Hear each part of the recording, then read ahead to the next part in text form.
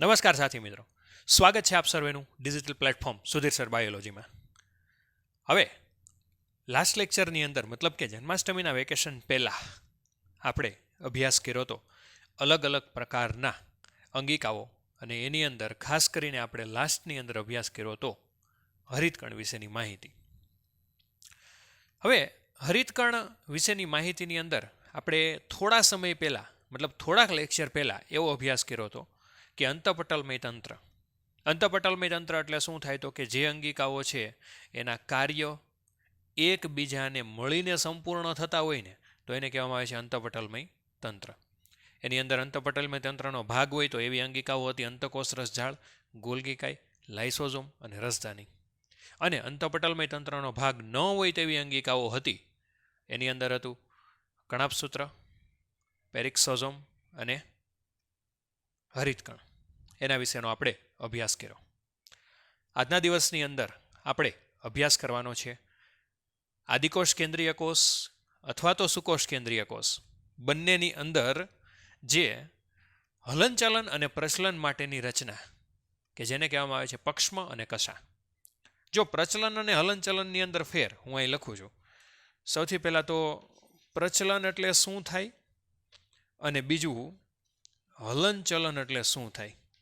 આ વસ્તુ ખાસ ધ્યાન રાખવી. હલનચલન એટલે હલવું અને પ્રચલન એટલે ચાલવું. જે જગ્યાએ તમારું શરીર હલનચલન થતું હોય પરંતુ સ્થાનની અંદર ફેરફાર ન થતો હોય ને એને કહેવાય હલનચલન. અને એવું હલનચલન કે જેની અંદર સ્થાનનો ફેરફાર થાય, મતલબ એક જગ્યાએથી બીજી જગ્યાએ જવા માટે સ્થાન ફરે, એને કહેવામાં આવે છે પ્રચલન. બરોબર છે. હવે આ પ્રચલન અને હલનચલન, સૌથી પહેલા પક્ષ્મ અને કશા આકૃતિ આખી મેં ડ્રો કરેલી છે. આકૃતિ હું તમને હમણાં સમજાવું કઈ રીતે તમારે આ આકૃતિ કઈ રીતે માઇક્રોસ્કોપની અંદર જોવા મળે. હવે સૌથી પહેલા તો પક્ષ્મ છે ને એને એક વચનમાં પક્ષ્મ કહેવાય, પણ બહુવચનની અંદર એને કહેવામાં આવે છે પક્ષ્મો. શું કહેવામાં આવે છે? પક્ષ્મો. બરાબર. બહુવચનની અંદર એને કહેવામાં આવે છે પક્ષ્મો. હવે આ પક્ષ્મ અને કશા આ બંને એવી રચના છે કે જે હલનચલન અને પ્રચલનની અંદર કામ કરે છે. સૌથી પહેલું એ કે પ્રચલનનું કામ શું? તો પ્રચલન છે ને એ એક કરતાં વધુ હોય. પક્ષમો કેવા હોય તો કે એક કરતાં વધારે. તમે પેરામિશિયમની આકૃતિ જોઈ હોય તો પેરામિશિયમ છે ને એની આકૃતિ આ ટાઈપની હોય છે. એની ફરતી બાજુ આવી રીતે અસંખ્ય વાળ જેવી રચનાઓ હોય. બરાબર છે. આ જે વાળ જેવી રચનાઓ છે ને એને કહેવામાં આવે છે, શું કહેવામાં આવે છે? પક્ષમો. એટલે પક્ષમો હંમેશા એક કરતા સંખ્યાની અંદર કેવા હોય તો કે વધારે. બરાબર. હવે આ જે પક્ષમાં છે ને એનું કામ શું? તો કે પક્ષમાં છે ને એ પોતે આસપાસના પાણીના પ્રવાહમાં, બરાબર છે, પ્રવાહમાં ગતિ કરવા માટે જવાબદાર છે. પેરામિશિયમ હોય તો પાણીની અંદર છે એ વસવાટ કરતી હોય તો પાણીનો પ્રવાહ છે એની અંદર પોતે હલનચલન કરવા માટે જવાબદાર હોય તો કોણ છે તો કે પક્ષમાં. હવે કશા કેવી હોય તો આપણે બેક્ટેરિયલ કોષ દોર્યો હતો જો આ ટાઈપનો.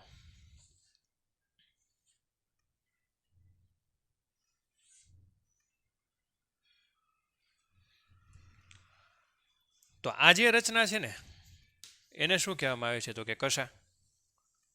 હવે કશાનું કામ શું? તો કે કશા છે ને એ પોતે એક જગ્યાએથી બીજી જગ્યાએ ગતિ કરવા માટે અથવા તો પ્રચલન કરવા માટે જવાબદાર છે. મતલબ કે પક્ષમાં હલનચલન માટે જવાબદાર છે અને કશા શું કરવા માટે જવાબદાર છે તો કે પ્રચલન માટે. એટલે હવે ખબર પડી ગઈ હોવી જોઈએ કે પક્ષમાં અને કશા એટલે શું. હવે તમે જુઓ તો કશા છે ને એ આદિકોષ કેન્દ્રીય કોષની અંદર જોવા મળે છે અને સુકોષ કેન્દ્રીય કોષની અંદર જોવા મળે છે. હવે આદિકોષ કેન્દ્રીય કોષની અંદર જે કશા જોવા મળે એની રચના છે એ સુકોષ કેન્દ્રીય કોષ કરતાં તદ્દન અલગ હોય. મતલબ બંને કોષની અંદર છે એ અલગ અલગ પ્રકારે કશા ધરાવે. ફોર એક્ઝામ્પલ, આદિકોષ કેન્દ્રીય કોષ એટલે બેક્ટેરિયાની કશા અલગ હોય, સુકોષ કેન્દ્રીય કોષ એટલે યુગ્લિનાની કશા છે એ કેવી હોય છે? તો કે અલગ અલગ હોય છે. બંનેની રચના કેવી હોય? અલગ. હવે આપણે આવ્યા આકૃતિ ઉપર. આકૃતિ કઈ રીતે ડ્રો કરવામાં આવે? તો ધારો કે આ કશા છે ને એનો આપણે આમ છેદ લીધો. ફોર એક્ઝામ્પલ કે આ કશા હોય, આ ચોક, હવે એનો આપણે આમ કટ કરી નાખીએ અને પછી આમ ઉપરથી જોઈએ ને માઇક્રોસ્કોપમાં, તો ઉપરથી જોઈએ ને તો આવી રચના આપણને દેખાય. સમજાણું આખી? એટલે આ ટાઈપની આપણને રચના જોવા મળે. હવે આપણે શરૂઆત કરીએ ટોપિકની. આ તો જસ્ટ ખાલી તમારા માટે ઇન્ટ્રોડક્શન હતું. હવે સૌથી પહેલાં તો પક્ષમાં અને કશાની રચનાની અંદર શું આવેલું હોય? તો પક્ષમાં અને કશાની રચના છે ને એક વિશિષ્ટ પ્રકારના અક્ષમાંથી થાય અને એને કહેવામાં આવે છે અક્ષસૂત્ર. શું કહેવામાં આવે છે? તો કે અક્ષસૂત્ર. હવે પ્રત્યેક અક્ષસૂત્ર છે ને એની અંદર ઘણી બધી નલિકાઓ હોય, મતલબ કે આ આખી રચના છે જો.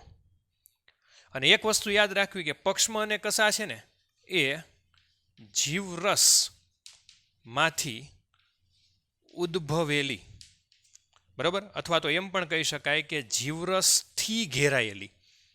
બરાબર છે? કેવી રચના છે? તો કે જીવરસથી ઘેરાયેલી. બરાબર.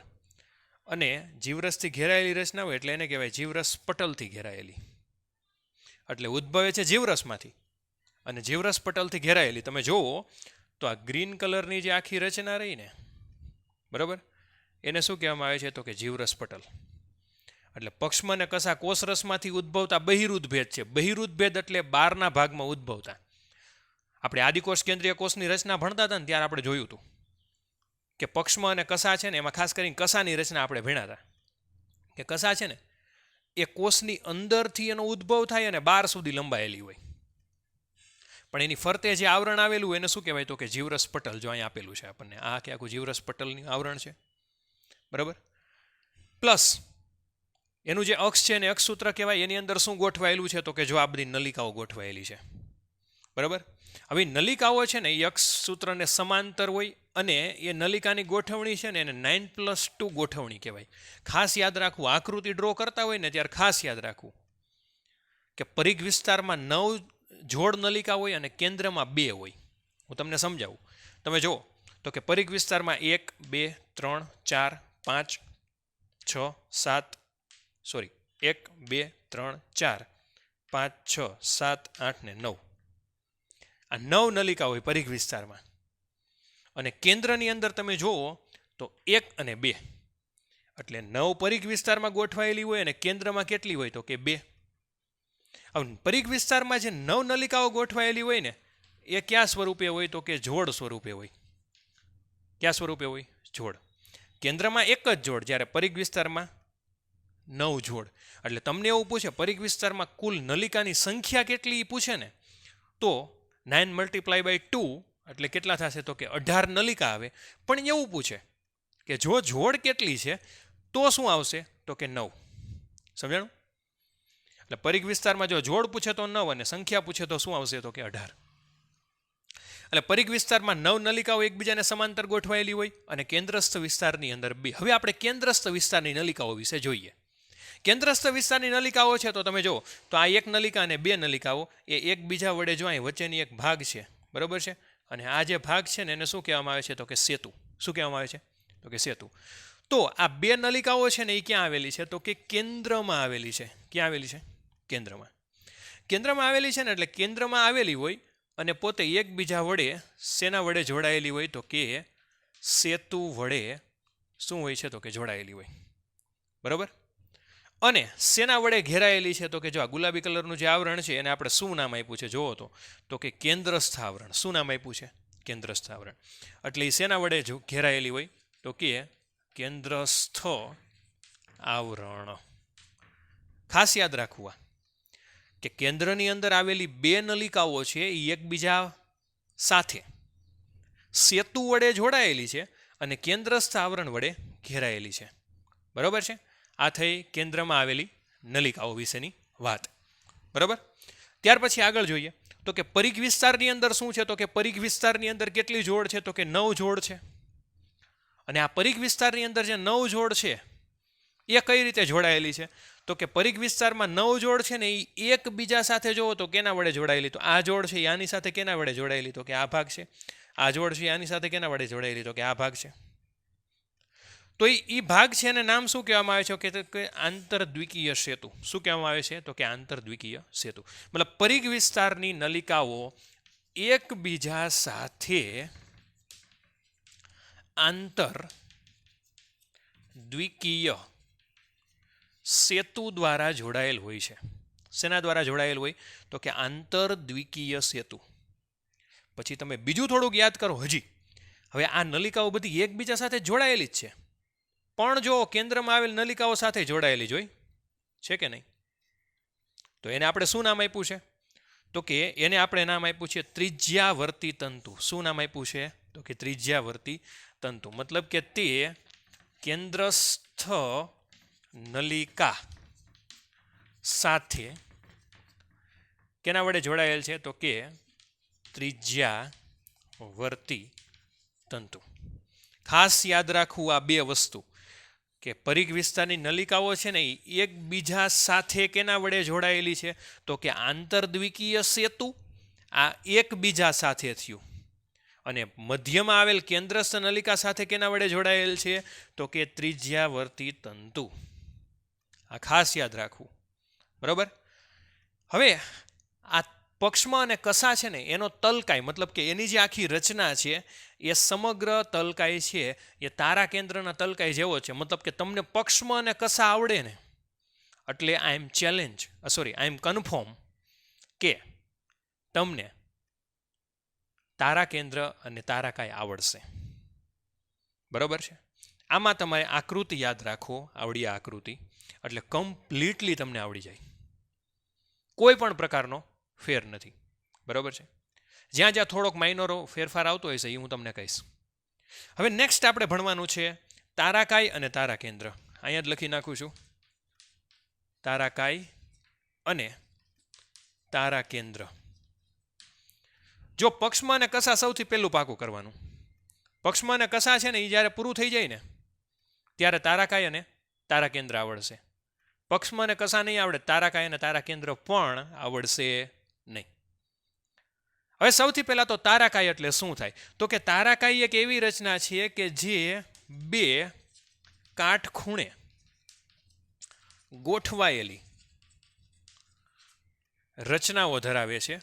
અને એ રચનાઓ એટલે શું થાય, તો કે તારા કેન્દ્ર. મતલબ કે બે તારા કેન્દ્ર કાટખૂણે ગોઠવાય અને પરિણામે જે રચના બને ને એને કહેવાય તારાકાય. ફોર એક્ઝામ્પલ કે તારા કેન્દ્ર છે ને એ આ ટાઈપની રચના હોય.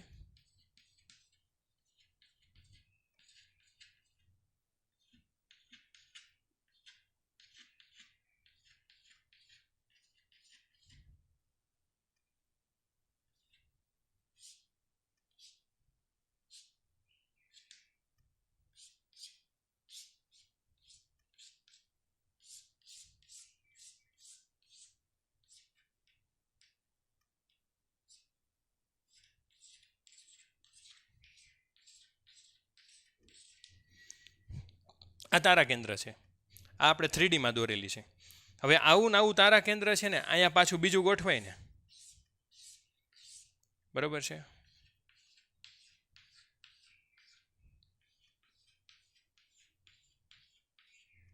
બરોબર, આ પરિણામે આમ બે ગોઠવાય ને, એક આમ અને એક આમ, તો પરિણામે જે રચના બને ને એને કહેવાય તારાકાય.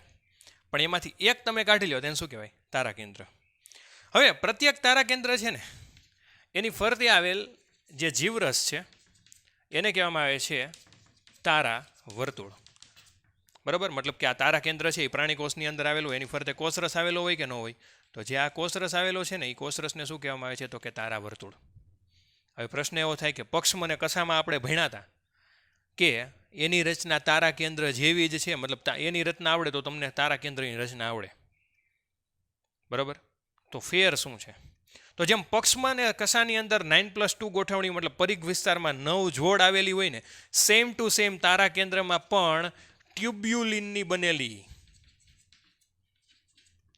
કઈ રચના, તો કે ટ્યુબ્યુલિન પ્રોટીનનું નામ છે, એની બનેલી સૂક્ષ્મ નલિકાઓ ક્યાં આવેલી હોય તો કે પરિઘ વિસ્તારમાં. ક્યાં આવેલી હોય? પરિઘ વિસ્તારમાં.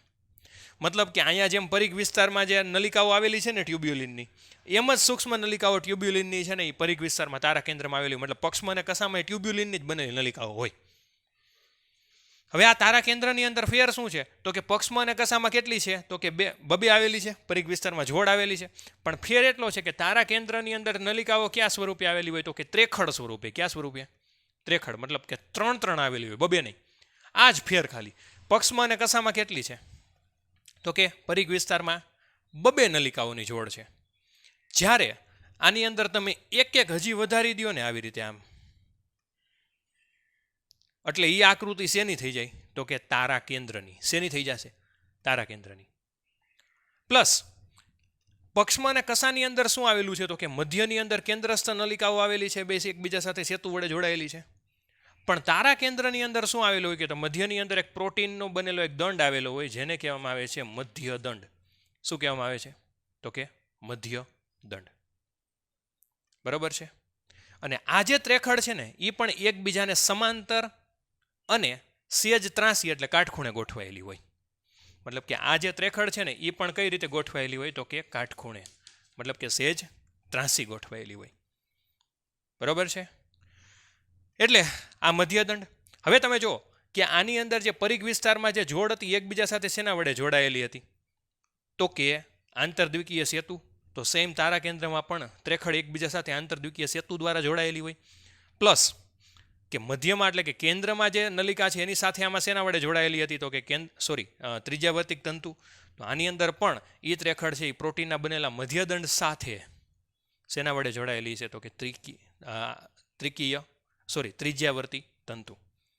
ફરીથી આખું તારા કેન્દ્ર વિશેની માહિતી લઈ લો. હવે મેં તમને આમાં સરખામણી કરતાં કીધું, પણ હવે સિમ્પલ કહી દઉં કે સૌથી પહેલાં તો જો તારા કેન્દ્ર છે, તારા કેન્દ્ર બે કાટખૂણે ભેગા મળીને ગોઠવાય એને કહેવાય તારાકાય. મતલબ કે તારાકાય છે એ બે તારા કેન્દ્ર ધરાવે છે એકબીજાને કાટખૂણે. એની ફરતે જે જીવરસ આવેલો હોય અથવા તો કોષરસ આવેલો હોય એને કહેવામાં આવે છે તારા વર્તુળ. દરેક તારા કેન્દ્રની અંદર શું આવેલું હોય તો કે ટ્યુબ્યુલિનની બનેલી નલિકાઓ પરિઘ વિસ્તારમાં ગોઠવાયેલી હોય. કયા સ્વરૂપે હોય તો કે ત્રેખડ, મતલબ કે 3. અને એ ત્રેખડ એકબીજાને કાટખૂણે ગોઠવાયેલી હોય. મધ્યની અંદર શું આવેલું હોય તો કે પ્રોટીનનો બનેલી રચના જેને શું કહેવાય તો કે મધ્ય દંડ. એટલે આ ટ્યુબ્યુલિન નલિકાઓ છે એ મધ્ય દંડ સાથે કેના વડે જોડાયેલી હોય તો કે ત્રિજ્યાવર્તી તંતુ. બરોબર છે. અને એકબીજા સાથે તો કે આંતરદ્વિકીય સેતુ. બરોબર છે. હવે તારા કેન્દ્રનું કામ શું તો કે જનરલી તારા કેન્દ્ર છે ને એ પ્રાણી કોષની અંદર આવેલું હોય. અને કોષ વિભાજનની પ્રક્રિયા થાય ત્યારે જે દ્વિધ્રુવીય ત્રાકનું નિર્માણ કરવાનું થાય તો એ દ્વિધ્રુવીય ત્રાક કે જે રંગસૂત્રને ખેંચવાની શરૂઆત કરી એ આપણે નેક્સ્ટ હજી ચેપ્ટર્સમાં ભણશું. એ દ્વિધ્રુવીય ત્રાકનું નિર્માણ કરવાની જે રચના છે એ કોણ કરે છે તો કે તારા કેન્દ્ર. બરોબર છે. તો આ થયું પક્ષમાં અને કસા, તારાકાય અને તારા કેન્દ્ર. નેક્સ્ટ લેક્ચરની અંદર આપણે આ ચેપ્ટરના લાસ્ટ ટોપિક તરફ જઈશું અને તે છે કોષ કેન્દ્ર. ત્યાં આપણું આ ચેપ્ટર છે એ ફિનિશ થશે. તો આજના દિવસમાં આટલું. ખાસ આકૃતિ બધા ડ્રો કરજો, હોમવર્કની અંદર ડ્રો કરજો. અને આકૃતિની અંદર ખાસ નલિકાઓ પરિઘ વિસ્તારમાં 9 જ દોરવી. જો 9 નહીં દોરો અને વધારે દોરશો અથવા તો ઓછી દોરશો તો ખોટું પડશે. બરોબર છે. તો આજના દિવસમાં અહીં સુધી રાખીએ. તમારે સ્ક્રીનશોટ પાડવો હોય તો પાડી શકો છો.